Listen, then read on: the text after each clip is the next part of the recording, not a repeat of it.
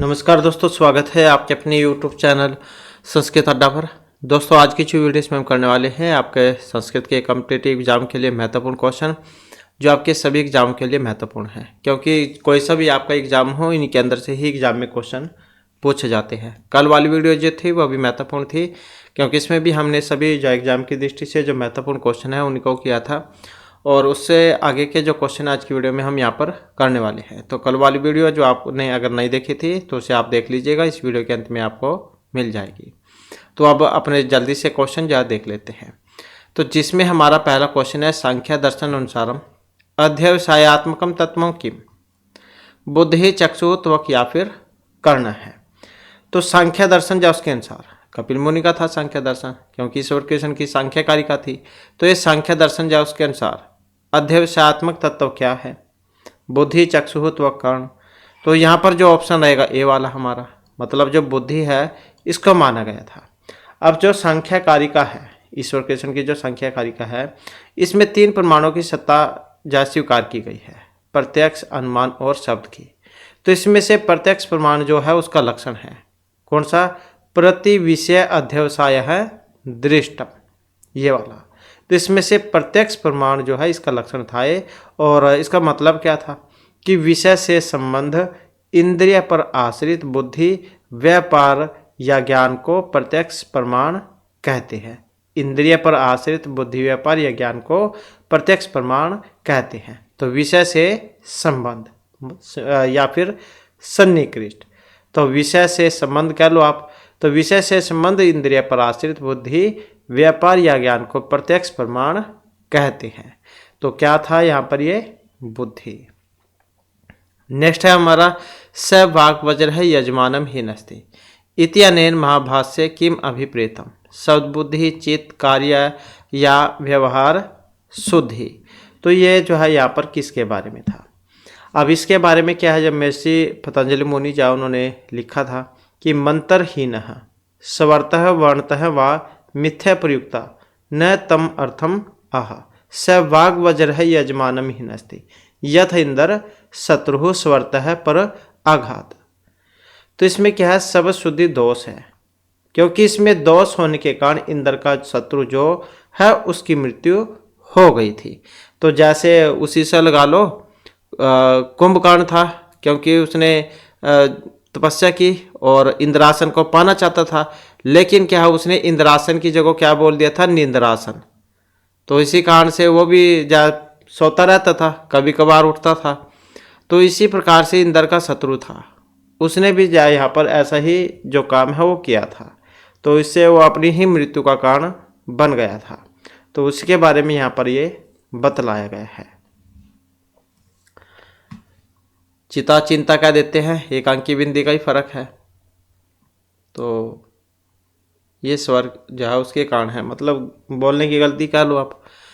Next है, यागात स्वर्ग है भवती इतर भू धातु का अर्थ है सत्ता याग है स्वर्ग या फिर उत्पत्ति है। तो यागात स्वर्ग है भवती, तो यहाँ पर इसका मतलब क्या है, यज्ञ करने से वह स्वर्ग की प्राप्ति होती है।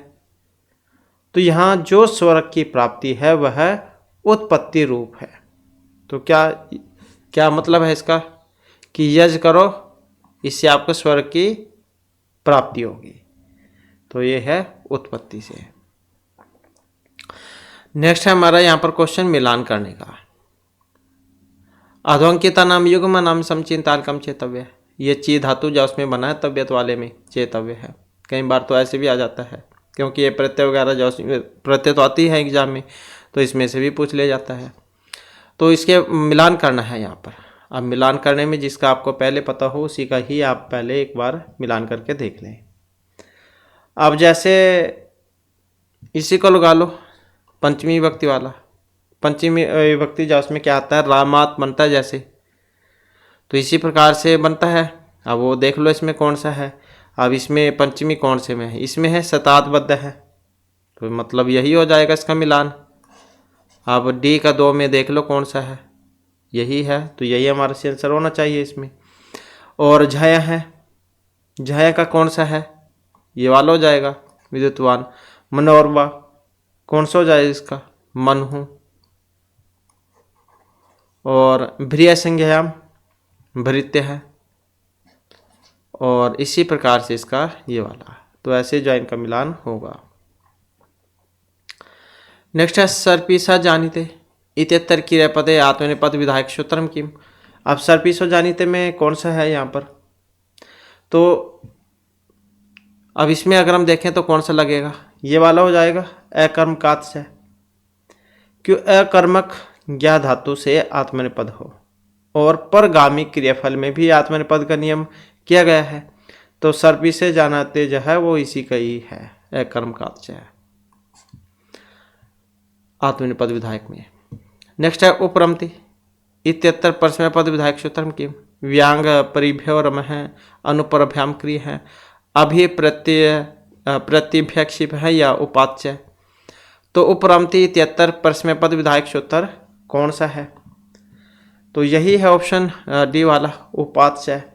तो परस्मैपद नियम सूत्र उपाच्य ये कहता है कि उपसर्ग से परे रम धातु से परस्मैपद हो, तो किससे, उप धातु से परे ये जो रम है ये वाला, इससे परस्मैपद हो, तो इसमें बनता है उपरमति, फिर उपाच्य ये वाला सूत्र हो जाएगा।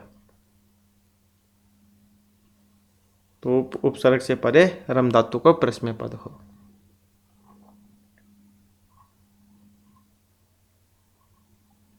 इसके बाद है ध्वनि स्फोटियों मध्य का संबंध है। अब कार्यकारण भाव है, गुण गुणी भाव है, शक्ति शक्तिमद भाव है या फिर क्रिया क्रियावद भाव है। ध्वनि स्फोटियों मध्य का संबंध है, कौन सा संबंध है यहाँ पर, तो ध्वनि और स्फोट के बीच है कार्य कारण भाव संबंध, कार्य कारण भाव संबंध ये वाला। स्फोट भारतीय व्याकरण की परंपरा और पाणिनि दर्शन का जो महत्वपूर्ण विषय था, और स्फोट को संसार का कारण भी माना गया है। तो स्फोट ध्वनि मध्य संबंध कार्य कारण भाव। इसके बाद है स्वीकृतम भर्तृहरि मते वाच्य है। चातुर्विध्यम त्रय द्वय या एक कितने प्रकार का है, किसके अनुसार, भर्तृहरि के अनुसार। तो भर्तृहरि के अनुसार जो वाच्य है इसको त्रैविध्यम माना गया है, 3 प्रकार का। और वैसे नहीं याद रख सकते हैं तो ऐसे आप रख सकते हैं, इसको याद किया जैसे भर्तृहरि है, इनको क्या है 3 शतकों के लिए जान जाता है, नीति श्रृंगार वैराग्य शतक के लिए, तो बस ऐसे आप इसको याद रख लीजिएगा। इसके अलावा वाक्य पद्य में भी लिखा था इन्होंने, तो त्रैविध्यम आप इसके साथ जा इसका जोड़कर याद रख सकते हैं, क्योंकि इनको 3 शतकों के लिए जान जाता है, नीति श्रृंगार और वैराग्य के लिए, तो त्रैविध्यम आप याद रख लीजिएगा भर्तृहरि। इसके बाद तृतीय सवर्ण की दृश्य स्वर प्रयोज्य है, गंभीर मध्यमा तार या कंप है, किसमें, तृतीय सवर्ण की दृश्य स्वर प्रयोज्य है। तृतीय सवर्ण में मध्यम स्वर का प्रयोग होता है तथा क्रमशः प्रथमा द्वितीय और अन्य स्वर में गंभीर मध्यम और कंप स्वर का प्रयोग होता है। तो तृतीय सवर्ण की दृश्य स्वर प्रयोज्य है मध्यम, तो तृतीय स्वर में मध्यम जो स्वर उसका प्रयोग होता है। प्रथमा द्वितीय और अन्य में, प्रथम द्वितीय और अन्य में, इनमें फिर जो कि बच गई इनका प्रयोग हो जाएगा। नेक्स्ट है हमारा वज्रम पतति मस्तके इति पद्यांश को उत्तर है। महाभाष्य अष्टाध्यायम वाक्यपद्यम या पाणिनि शिक्षायाम वज्रम पतति मस्तके, तो इसका अगर हम संबंध देखते हैं तो ये रहेगा पाणिनि शिक्षा से, किससे, पाणिनि शिक्षा से। तो पाणिनि शिक्षा से संबंधित है ये।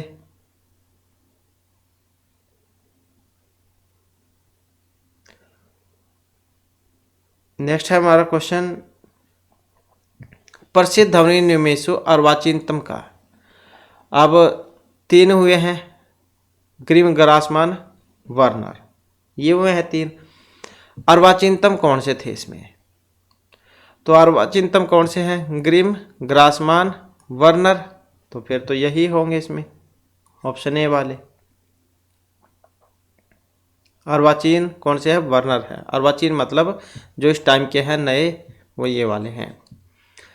जिह्वा भाग विशेष उच्चारण दृष्टिया मध्यम स्वर अस्ति, तो कौन सा है जीवा बाघ विशेष उच्चारण की दृष्टि से मध्यम स्वर? तो आकार है इसमें, तो ये वाला ऑप्शन ए वाला।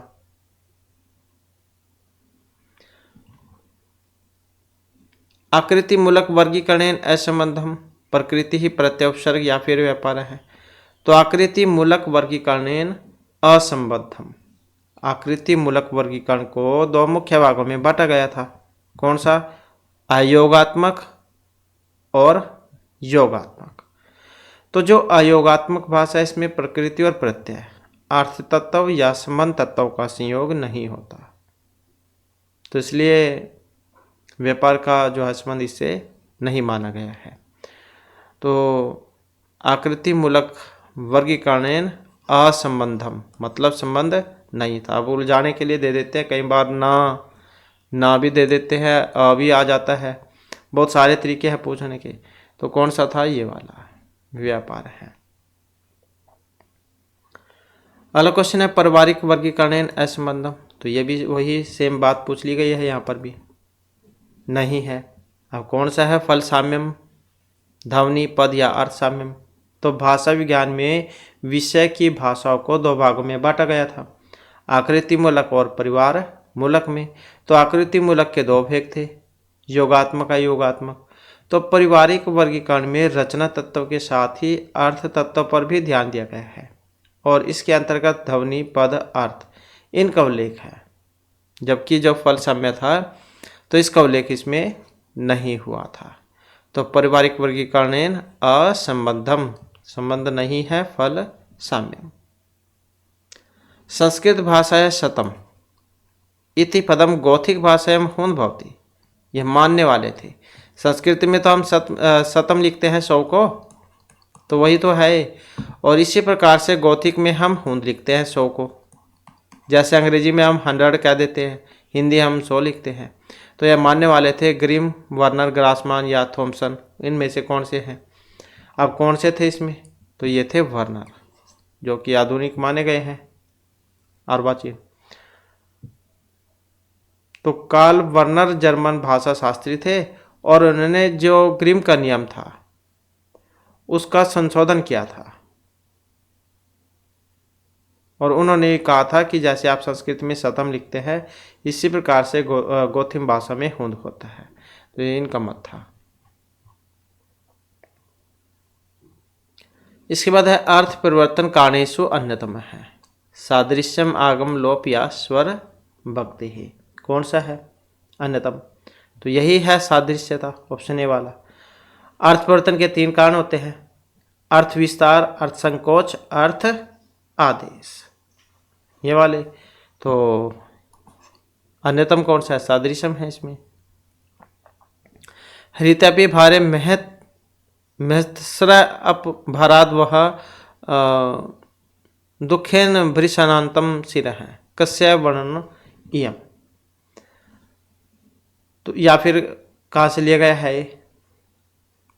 कुबेरस्य यम वाहनस्य इंद्र या वरुण। तो इसका संबंध था यम वाहन महिषी से। बैल जो है मतलब जोटा कह लो, तो वह है इसका यम का जो वाहन है, यमराज का। तो इसमें यमराज के जो बैसा जो था उसका उल्लेख है। ये मदेक पुत्र जन्य जरातुरा कस्य मुक्ति ही, वेरी वेरी इंपॉर्टेंट है, बहुत बार आता भी है ये वाला तो एग्जाम में। मदेक पुत्र जन्य जरातुरा नव परशुतिर्वर्तत पश्विनी गतिस्तेरेश जनस्त मर्द्य है विधेत करुणारुणाधीन है। तो इस प्रकार का एक श्लोक है जो वो आता है इसमें नैसे चरित में, जिसमें जब राजा नल जो हंस को पकड़ लेते हैं तब ये छोड़ने के लिए प्रार्थना करते हैं कि मैं अपनी माता का अकेला पुत्र हूँ और मेरी जो पत्नी है उसने भी अभी जो है पुत्र को जन्म दिया है, इन सभी का पालन पोषण करने वाला मैं ही हूँ। तो अगर आप मुझे ही मार दोगे तो उनका पालन पोषण कौन करेगा? तो इस प्रकार की बात जो इसमें कहते हैं। तो ये नैसे चरित जो उसमें से थी और हंस ने कही थी राजा नल को बात ये। इसके बाद है नेक्स्ट में क्या है, मिलान करना है। और इसमें सेम वही जिसका भी पता हो आपको उसी का मिलान करके देख ले ताकि आपका एग्जाम में टाइम भी बच जाए। आप तो जैसे पहले वाला ही लगा लो, चियते बालिश्यापि सत क्षेत्रपति तक ऋषि ही। तो ये जो है मुद्र राक्षस में से थी, विशाखादत्त के द्वारा जो रचित है, ये इसमें से है। आसीत सा दौला चल वृत्ति ही, तो ये था रघुवंश महाकाव्य में से। हृदयते गृह नारी यद इदम नास्ति तद गम्यताम, ये भी एक श्लोक ही था, उसके अंदर से लाइन है। तो ये था मृच्छकटिकम में। होतम च दत्तम च तथैव तिष्ठति, ये कहाँ से था? तो ये था कर्णभार में से। चाहे तो ऐसे मिलान करने में आ जाए, अलग अलग पूछ ली जाए कौन सा कहाँ से है, तो इस कारण से भी महत्वपूर्ण हो जाता है। इसके बाद न जाने भोक्तारम कम इह सम उपस्थास्यति विधि ही, केन छंद सा विनिर्मित अयम श्लोक है। अब ये क्या है?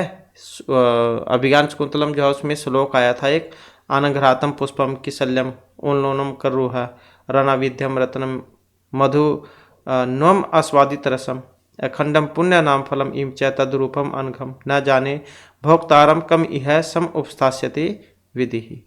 तो ऐसा श्लोक आया था इसमें ये। तो इसमें क्या है, यहाँ पर छंद पूछ लिया गया है, अभिज्ञान शकुंतलम में से है। और छंद कौन सा है इसमें? शिखरणी जो छंद है उसका यहाँ पर प्रयोग इसमें हुआ है, तो शिखरणी छंद था इसमें। लक्षण कौन सा था इसका? रसह रुद्र छिन्ना यमन सब लाग है शिखरणी, तो ऐसे था इसमें ये छंद। नेक्स्ट है वैदेही बंधु हृदय विदद्रहे इति कह तावत वैदेही बंधु। तो वैदेही बंधु कौन है इसमें? राम है, लक्ष्मण, रावण या फिर भरत है। तो इसका संबंध किसमें से है? राम से है इसका संबंध तो,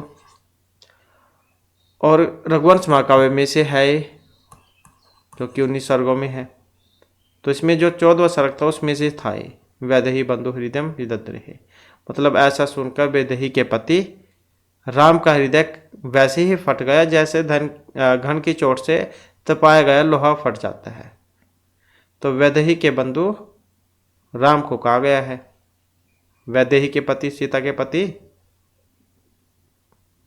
तो राम का हृदय वैसे ही फट गया था जैसे कि घन जो होता है हथौड़ा, उसकी चोट से जब लोहा तप जाता है और उसके ऊपर प्रहार किया जाता है तो वो फट जाता है। इसके बाद है रत्नवल्याम उदयन से कंचुकी का। कौन थे उदयन के कंचुकी इसमें? वावरभ्य योगेंद्रान वसंत का या विक्रम बाहु उदयन के कंचुकी थे, तो उनका नाम था ये वाला वावरभ्य।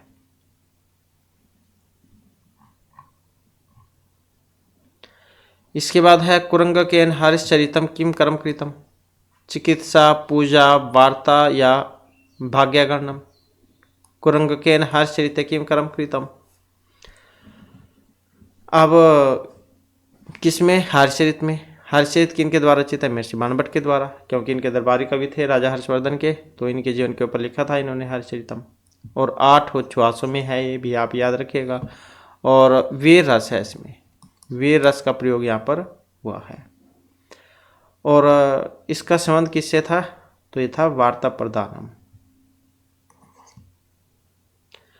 इसके बाद स्वर्ण पुष्पाम पृथ्वी चिन्मंती पुरुषत्र इत्यादि श्लोक कस्य उदाहरण रूपेण धवन्यालोक लिखिता है।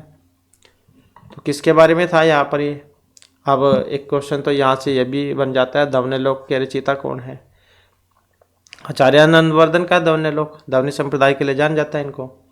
और इन्होंने ध्वनि के 2 मुख्य भेद किए थे, अविवक्षित वाच्य ध्वनि और विवक्षित वाच्य ध्वनि, ये वाले। तो इनमें से जो लक्षण मूला ध्वनि जो उसका उदाहरण था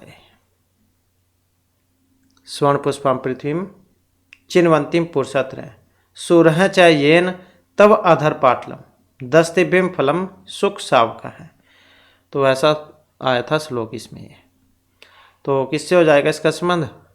अविवक्षित वाच्य से, क्योंकि इन्हें क्या है ध्वनि के 2 भेद किए थे, तो यही वाला था अविवक्षित वाच्य और विवक्षित वाच्य।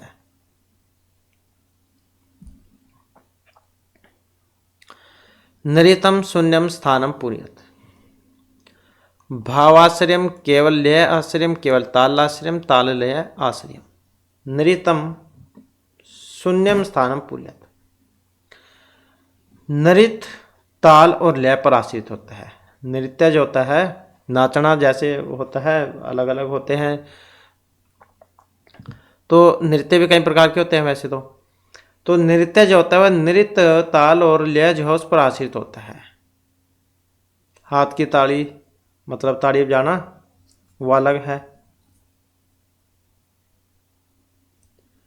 तो बस सीधे समझे में हम समझे, अगर सीधे शब्दों में तो इसका जो संबंध है तो ये ताल्य श्रेय से है। प्राप्ति आशा भवती फल्याभ्याम औत्सुक्य मात्रम अप्राप्तो अतीतवर अन्वितः व्यापार है या उपाय अपाय संख्याभ्याम प्राप्ति संभव है। अपाय भावतः प्राप्ति ही क्या है, प्राप्ति या फिर किसमें से है। तो यात है कार्य की जो 5 अवस्थाएं हमने आपको बतलाई थी। आरंभ, यत्न, प्राप्ति आशा, नियताप्ति, फलागम।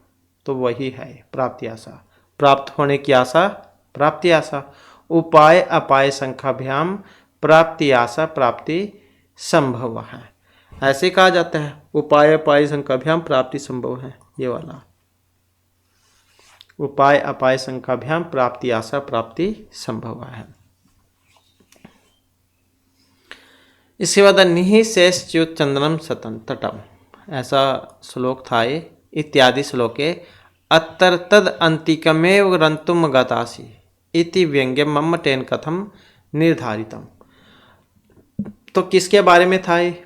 इसका जैसे ये श्लोक था तो इसमें क्या है, लड़की पानी भरने के लिए जाती है लेकिन वो पानी भरने नहीं गई, वो दूसरी काम में चली गई।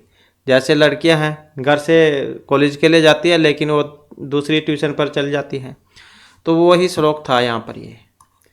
तो उसके हाव भाव देखकर लग रहा था कि वो पानी भरने नहीं गई थी, वो कहीं और ही गई थी। तो ये जो है काव्य प्रकाशकार जो आचार्य मम्मट, इन्होंने काव्य के जो 3 भेद बतलाए थे, उत्तम मध्यम अधम काव्य। तो इनमें से उत्तम काव्य का लक्षण था इदम उत्तम अतिशयिनी व्यंग्य वाच्या ध्वनि बुद्धि कथित है। तो इसी का उदाहरण था ये निःशेषच्युत चंदनम सतन तटम, ये वाला। तो यहाँ पर आदम पद से उत्तम काव्य सिद्ध होता है। तो ये ऑप्शन जो है यहाँ पर ये वाला था इसमें, प्रधानेन अधम पदेन।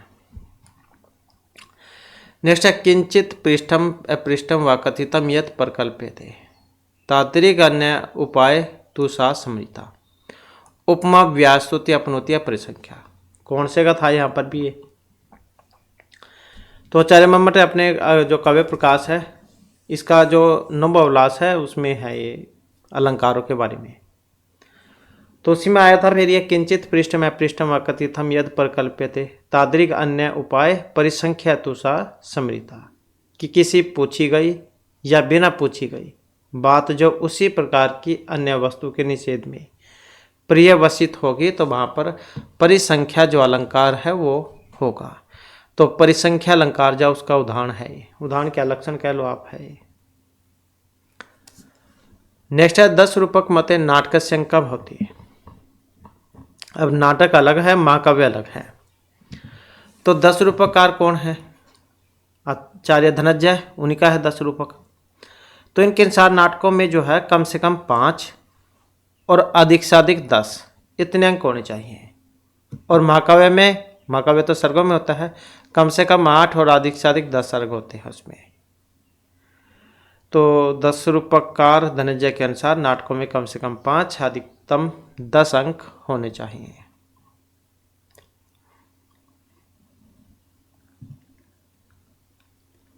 नेक्स्ट है जाता है हमारा रिक्त स्थान फिल करना है। नाट्याख्यम वेदम स इतिहासम करोमि अहम उत्तमम अपूर्वम द्वितीयम या पंचमम। तो क्या आएगा यहाँ पर इसमें? तो नाट्याख्यम वेदम स इतिहासम करोमि अहम, तो क्या आएगा यहाँ पर? तो यह आ जाएगा नाट्याख्यम पंचमम वेदम स इतिहासम करोमि अहम। अब भरतमुनि का है नाट्य शास्त्र, इसी को कहा गया था 5वां वेद, और किस में है? 36 जो अध्यायों में है। तो इसके मंगलाचरण में ब्रह्म और शिव दोनों देवताओं की स्तुति की गई थी। तो नाट्याख्यम पंचमम वेदम स इतिहासम करोमि अहम। तो इस प्रकार से था ये भरत मुनि के नाट्य शास्त्र जो उसमें आया है ये वाला, और पंचम वेद जो उसको कहा गया था भरत मुनि के नाट्य शास्त्र को। इसके बाद समानस्य द्वि एकरस्य यत्तर वाक्य द्वे स्थित है काव्य प्रकाशकार मते कायम अलंकार है। तो कौन सा अलंकार है यहाँ पर ये? तो यहाँ पर जो ये था जो है आपका प्रतिवस्तु उपमा, प्रतिवस्तु उपमा जो अलंकार है वो आया था यहाँ पर। समानस्य द्वि एकस्य यत्तर वाक्य द्वे स्थिति, मतलब जहाँ एक ही साधारण धर्म को दो वाक्यों में दो बार कहा जाए तो वहां पर होगा प्रतिवस्तु उपमा अलंकार। नेक्स्ट है सह तप्त कार्तस्वर भाषारंभ है इति शिशुपाल वधस्य श्लोकांशे कार्तस्वर जो आया है ये कौन है? कार्तस्वर रजतम ताम्रम सुवर्ण या स्फटिकम। अब कहाँ से है ये? शिशुपाल वध महाकाव्य में से, और मिर्च माँ के द्वारा रचित है, 20 सर्गों में है। तो इसमें जो देवर्षि नारद जब आकाश मार्ग से उतर रहे थे तो बिल्कुल बहुत ज़्यादा चमक रहे थे। तो इसमें कृष्ण की समुद्र से समता प्रदर्शित की गई है। तो कार्त स्वर पद का अर्थ स्वर्ण सोना यहाँ पर इसमें कहा गया है, तो यह है स्वर्ण। नेक्स्ट है कस्य काव्यम विद्वद औषधम कथ्यते। तो नैषध विद्वद औषधम ऐसे कहा जाता है, नैषधचरित को विद्वानों के लिए औषधि कहा गया है, तो नैषध विद्वो औषधम। नैषधचरित 22 सर्गों में है, श्रीहर्ष के द्वारा रचित है ये। राजा नल और दमयंती जो उनकी प्रेम कथा है इसमें, और बृहत्तरी के अंतर्गत ये आता है। नेक्स्ट है सर्ग है प्रतिसर्ग है वंश मन अंतराणी च इत्यादि उक्ति केन संबद्धा। अब ये क्या है? पुराणों के 5 लक्षण होते हैं। सर्ग है प्रतिसर्ग है च वंश है मन अंतराणी च वंश अंचरितम च ए पुराणम पंच लक्षणम। तो पुराणों के 5 लक्षण बतलाए गए थे। तो किसके थे? पुराणों के 5 लक्षण थे। सर्ग प्रतिसर्ग, वंश मनवंतराणी और वंश अंचरितम, ये वाले। इसके बाद है एक ऐसु कस्य देशस्य नाम हरिसेनस्य इलावा शिलेखे न अस्ति समतट डरवाक कामरूप या चीन। अब किसके बारे में नहीं है? तो यह था मतलब चीन के बारे में। तो प्रयाग प्रशस्ति किनके? समुद्रगुप्त की है। तो इनके दरबारी कवि थे हरिसेन, इन्होंने लिखी थी ये, और इलाहाबाद किले में है ये। तो चीन का उल्लेख नहीं था इसमें। इसके बाद अर्थशास्त्रकार मते विद्या कतिविधा द्वि त्रि चतु पंचविधा। तो अर्थशास्त्रकार जो है उनके अनुसार, किनका अर्थशास्त्र? कौटिल्य का अर्थशास्त्र। तो कौटिल्य के अर्थशास्त्र में 4 प्रकार की जो विद्याएं हैं उनके बारे में उल्लेख हुआ था। तो क्या है? चतुर्विधा, अनुवीक्षिकी, त्रयी, वार्ता, दंड, नीति, ये वाली।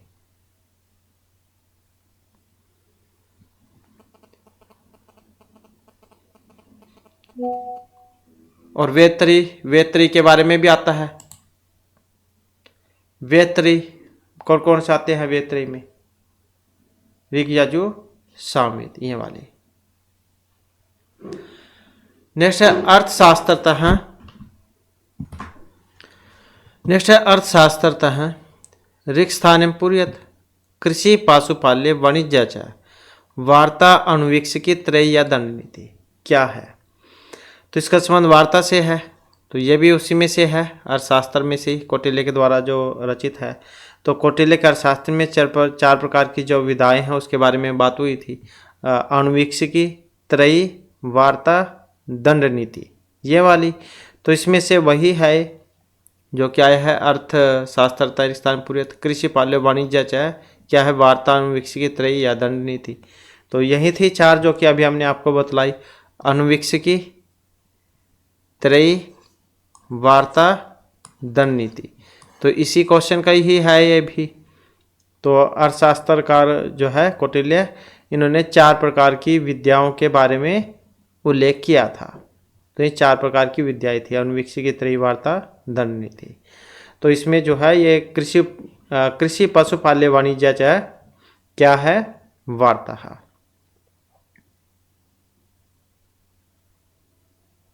नेक्स्ट है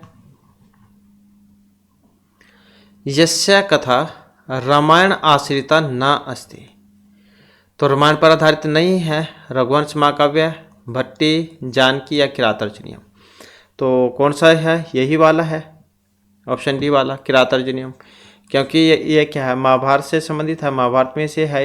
महाभारत में 18 पर्व है महाभारत में, तो उसमें एक आता है वन पर्व, रण्य पर्व भी कह देते हैं, वन पर्व भी, तो ये उसमें से था।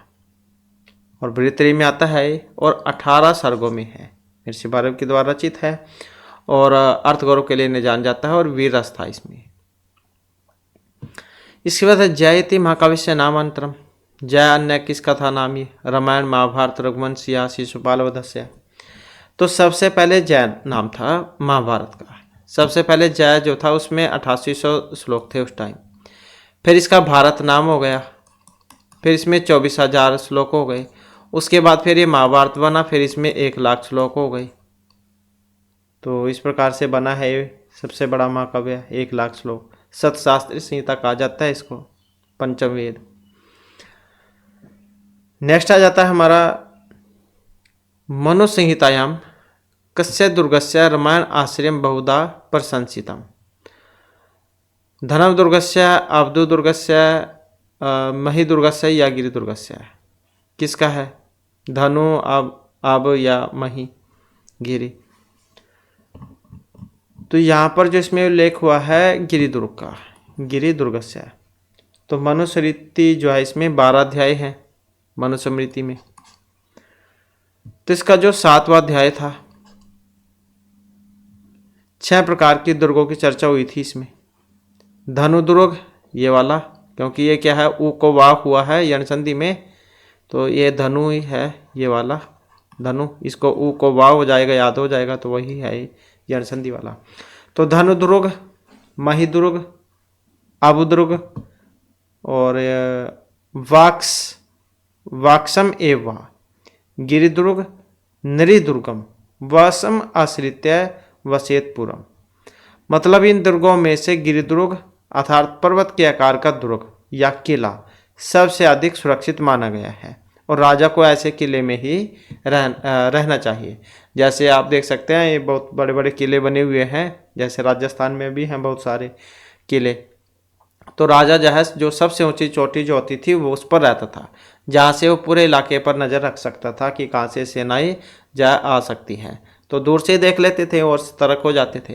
तो इसी प्रकार से जाओ, और उनकी दीवारें भी बहुत ऊंची ऊंची होती थी। तो ये गिरि दुर्ग है, ऐसे जो किले हैं उसमें राजा को रहना चाहिए। इसके बाद मनु संहितायाम कति क्रोध जनानी व्यसनानी। 8, 9, 10 या सप्त। किसमें? मनु संहिता में। अब मनु संहिता जो है इसमें जो बतलाए गए हैं, मनु संहिता में 8 प्रकार के जो क्रोध हैं। कितने? 8 प्रकार के क्रोध बतलाए गए थे।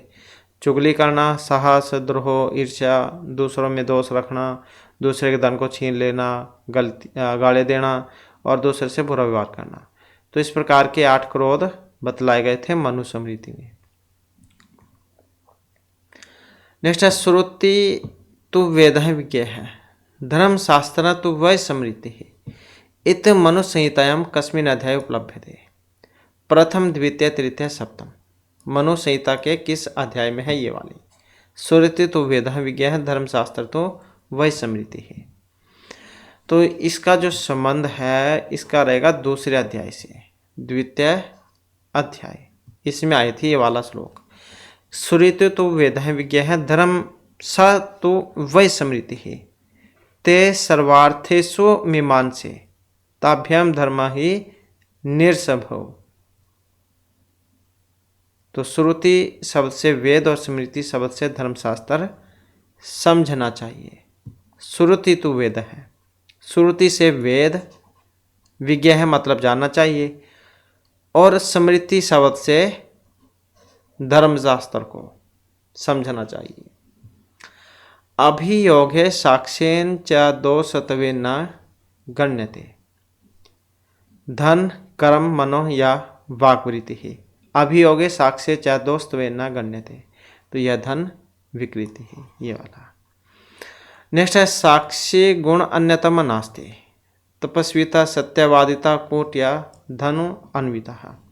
तो कौन सी थी? कूट साक्षिता, ये वाली नहीं में पूछा गया है यहाँ पर। तो कूट साक्षी साक्षी गणों से भिन्न नहीं है, अर्थात जो धन के द्वारा साक्षियों को नियुक्त करे वह कूटकृत होता है, और ऐसा कूटकृत और कूट साक्षी दोनों विवाद के धन से दुगना दंड पाते हैं। यदि इनमें ब्राह्मण है तो उसे राज्य से निकाल भी दे। तो साक्षी गुण अन्यतम नास्ति कूट साक्षिता, ये वाला। तो इस प्रकार से जो हमारे क्लास में महत्वपूर्ण क्वेश्चन थे।